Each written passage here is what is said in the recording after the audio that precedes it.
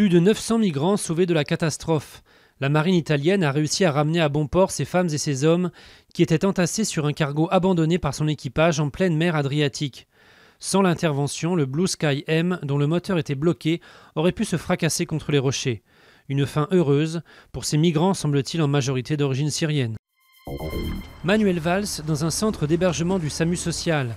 Alors que la vague de froid a tué au moins 6 SDF en France ces derniers jours, le Premier ministre s'est rendu à Montrouge en banlieue parisienne pour appeler les Français à la vigilance, la solidarité et la générosité.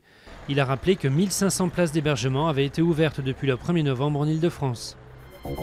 Les contrats des autoroutes iront jusqu'en 2017. Ce sujet brûlant est provisoirement tranché.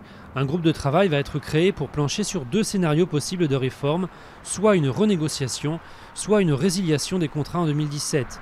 Il n'y aura donc pas de résiliation en 2016, alors que ces contrats sont jugés trop favorables aux concessionnaires privés des autoroutes. 30% des vols d'EasyJet annulés en France. La grève des hôtesses et stewards français de la compagnie aérienne à Bakou a des effets non négligeables en ce jour de réveillon et devrait concerner encore 26% des vols jeudi. Les grévistes protestent contre la baisse de leur participation annuelle et l'instabilité des plannings.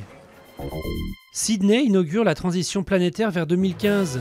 À minuit heure locale, un feu d'artifice géant a marqué la nouvelle année dans la baie de la plus grande ville d'Australie où il y a 2 semaines, une prise d'otage avait fait 3 morts. Une profusion d'effets pyrotechniques dans un décor grandiose.